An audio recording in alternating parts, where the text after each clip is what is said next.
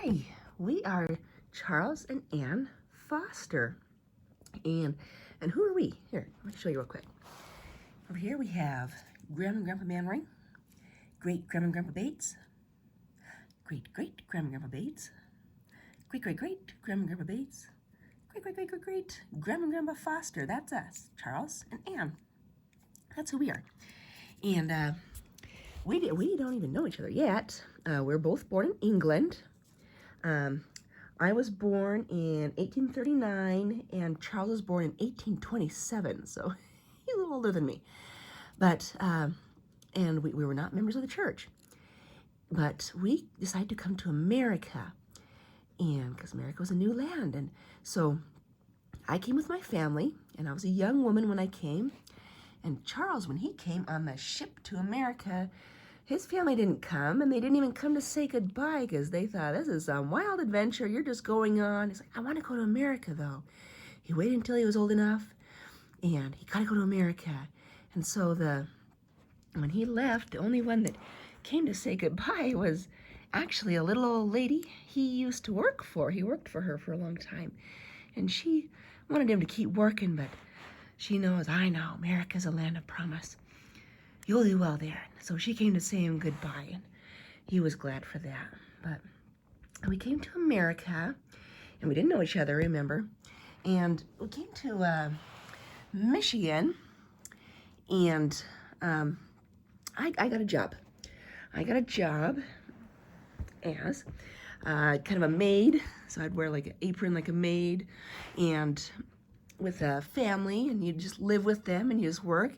And I was a little disappointed to find out that in England things were different. I was hoping in America things would be a little better. But for this family, I was not allowed to eat with them. I'm like a servant. I was hoping it would be a little, that's how you are in England. I was hoping it'd be different in America.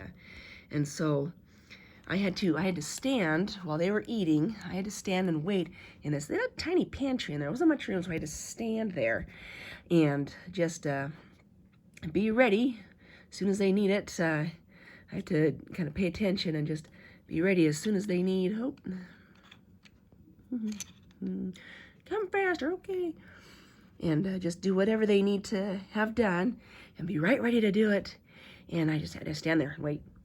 And I asked him if I could just have a stool to sit on, because my feet would get tired just standing there all the time. My feet would hurt. And they said, what? You don't get tired? You're a servant. No, you don't get to have a stool. You just get to stay there. Okay, fine. I guess I don't get tired. But I kept my my little Bible just up on a shelf in the pantry. And while they were eating, I was waiting, I would just take that down and read it a little bit. And after a little while, after working for them, they invited me to eat with them, and I just said, no thanks. That was a bad first impression they made on me. They were all right, but I said, no, that's all right, I'll be fine. I'd rather not. And that hurt my feet so much those years doing that, that when I got older, my feet just hurt so much, and I had troubles with them. And when I got old and I saw a young girl, you know, maybe doing some stuff and working, and I would always say, honey, sit down to peel those potatoes, or whatever she was doing. The Creator meant for us to take care of our bodies as well as our souls. And I would try to take care of people that way. But anyway, so that was my job in America, and it was a pretty good job, you know. But Charles and I met at a church social, and it wasn't a LDS church. It was just the church we were going to. We'd never heard of the LDS church yet, but we met and we kind of liked each other, and so we got married, and we started a family. We lived there in Michigan still, and we got our own house, and we had a good life. We had some kind of like good neighbors. Everybody just kind of would help everyone out with the work that needed to be done, anything that needed done, and we would have fun, and we knew each other, and it was a good place to live. And we were happy to be living here, and we started having a few kids, and there in Michigan, and after a little while, unfortunately, there were some other people who came to our little town that we had there, and they were interested in money. Let's get some more money in here. We want some money. Everybody needs to spend money. We need more money. We're going to make this kind of a money joint. And it just, it happens with business. But it started to lose that nice, friendly feel to the place. Church wasn't so good. Wasn't so uplifting anymore. And the neighbor, we used to help each other out, and that kind of started to disappear. And we were sorry to see that go. Came to about the year 1882, and we were living here, and it was a good year.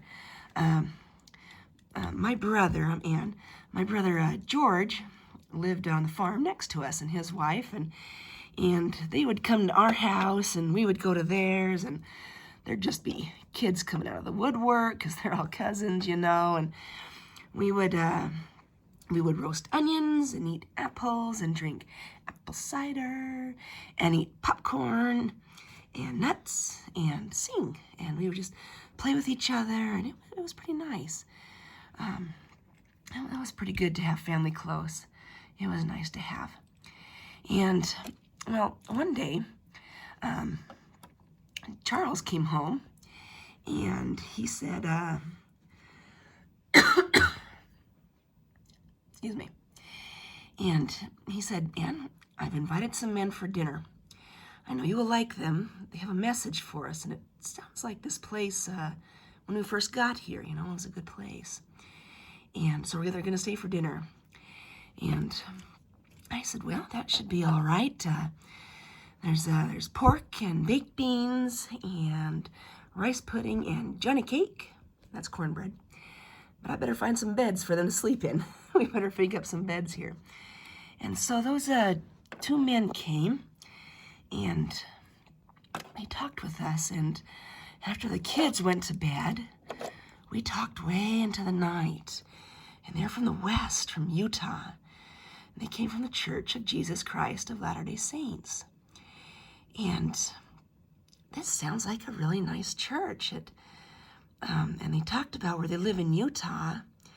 They're just the only people out there, the saints are, and they help each other, just like we used to with our neighbors. And it sounds like, wow, this is a nice place. It sounds good. And so we were interested, and so we got baptized. And next year, we packed up in 1883, and we went to Utah. We went to Utah from Michigan. And we found the place. We found it was good, and we liked living there. And we came to Utah, and we decided, we heard about Idaho. We decided, well, let's try to go up to Idaho. Let's just see. And so we got our kids and kind of decided to go up to Idaho. And there were three other men that were heading up the same way. There was John Taylor, he's not the prophet, just so you know, and Leonard Coleman, and a guy named Tom Bates. Tom Bates, you recognize that name? And so we could have traveled with them, and in fact, our daughter Nora married that Tom Bates guy, and, stand up, Tom, and our daughter Ann married John Taylor, that guy. And we all went up to the Teton Valley in Idaho. And we lived up there. And it was pretty good.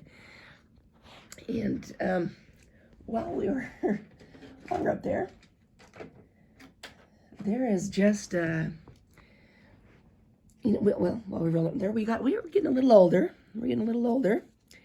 And there is just a lot of snow in Teton Valley. Maybe you know that. But, so what our kids decided to do is move us down to Sunnydale, Idaho, and live with Annie and her husband.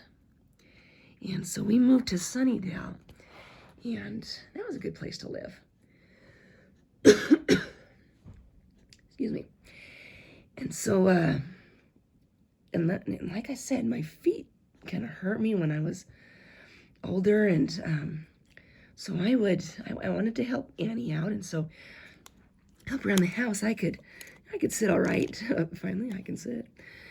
And I would, work on the sewing for her kids and make them stuff, and then, or if somebody brought in the crops at harvest time, we start bringing these in, and I would kind of go over them and get them all ready, and get them ready to store. And I'll tell you, Charles, that guy, he made the best pancakes. He knew just how to do it.